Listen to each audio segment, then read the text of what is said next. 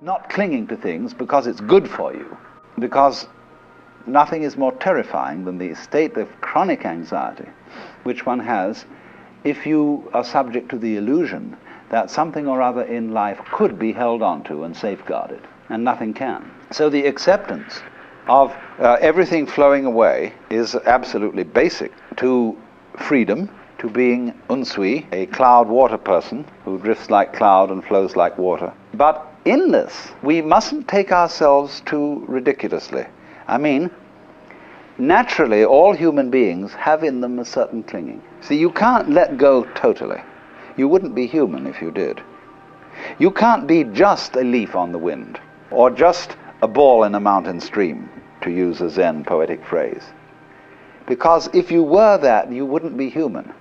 Just as I pointed out that a person with no emotions, who has completely controlled his emotions, is a stone Buddha, so a person who would be completely let go would also be some kind of an inanimate object. Being human, being perfectly human as its ideal. And so to be perfectly human, one must have not a state of absolute detachment, but a state of detachment which contains a little bit of resistance, a certain clinging still. They say in India of Jivan Mukta, a man who is liberated in this world, that he has to cultivate a few mild bad habits in order to stay in the body. Because if he were absolutely perfect, he would disappear from manifestation. And so the yogi, great yogi, maybe he smokes a cigarette or has a bad temper occasionally, something that keeps him human. And that little thing is very important. See, it's like the salt in a stew. It grounds him. Well, this is another way of saying that even a very great sage, a great Buddha, will have in him a touch of regret that life is fleeting. Because if he doesn't have that touch of regret, he's not human, and he is incapable of compassion towards people who regret very much that life is fleeting. So the mood aware is that touch of regret, of nostalgia, of, you know that poem which speaks of the feeling of a banquet hall deserted. Here it is, there's been a great banquet, you know, and it's all the guests have gone home, and there are empty glasses and dirty plates and crushed napkins and all sorts of things all over, and somehow the echo of voices and merriment is still there. And so this mood, aware, comes up. So even a very great person should feel that, because the price otherwise is not to be human. So for this reason, Buddhist and Taoist poetry is not unemotional. It's not dehumanized, and so somehow speaks very much to us as people, and does not have in it the feeling that we ought instead to turn into saints or supermen. That's the humane thing about this philosophy of life. The next word, the special term, is furyu. Furyu means literally wind flow. Fu is the character for wind, ryu means flowing. And the dictionaries translate it elegance, and this won't do. Furyu, first of all, you must remember that the word wind is used in Chinese and Japanese alike to indicate atmosphere. The atmosphere of a place. So when a person has, say, a certain school of poetry or philosophy, it's called the family wind. That means the atmosphere, the slant, the attitude of this particular school. So that meaning of wind, atmosphere, comes into the expression furyu. And furyu is like this. Here is a man fishing, and he's sitting in the evening, in the twilight, on the edge of a river with his fishing rod in a lonely little boat tied up by the bank. Now, if this man is fishing with his mind intent simply on catching fish, this is not Furyu. But if he's also digging the atmosphere, it's Furyu. To flow with the wind, you see, to dig the atmosphere.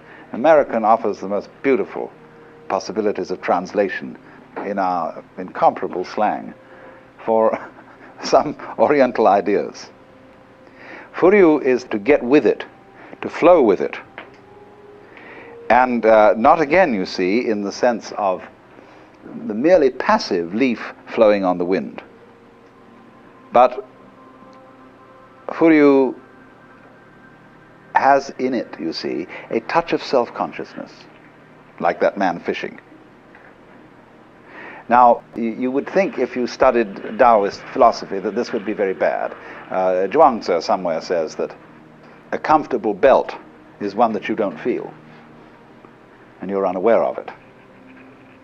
That's not the most comfortable belt.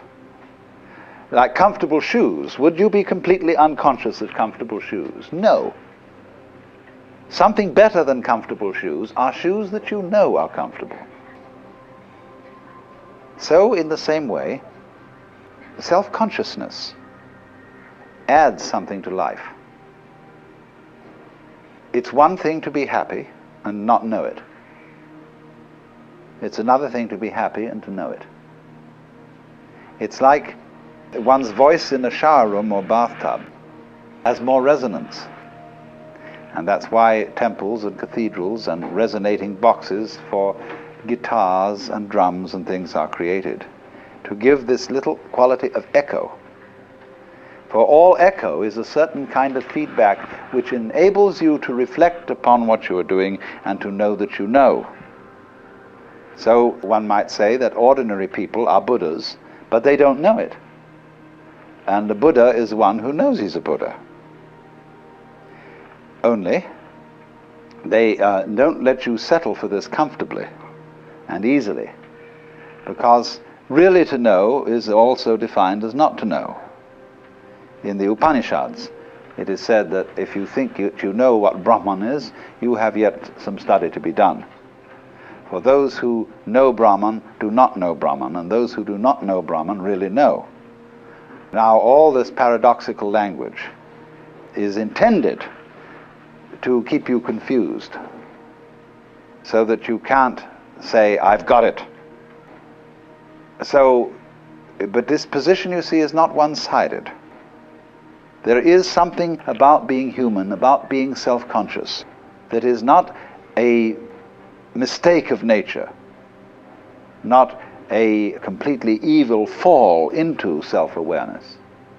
But self-awareness, although it creates all kinds of problems, because through self-awareness, the human being is in some sense a self-frustrating mechanism. He knows that he's going to die, and the price of being able to control the future is to know that in the long run you won't be able to, and worry about that. But also, with self-consciousness goes the possibility of resonance, of realization, of becoming enlightened, liberated, and knowing it, and therefore able to enjoy it. So, Furyu adds to the dimension of going with it something more than the mere passivity of going with, but knowing that you're going. But it does at the same time, it isn't entirely wrong that the dictionaries have translated it elegance. You could say Furyu is style. When we say somebody really has style. Now, but this designates a particular kind of style. It is the style of what one might call the elegant poor man, the aristocratic bum, the rich pauper, you see. Now you find that a good deal in the things that we've been seeing. We've gone to many temples where nobody really owns anything, and yet in a way they're luxurious. This is Furyu.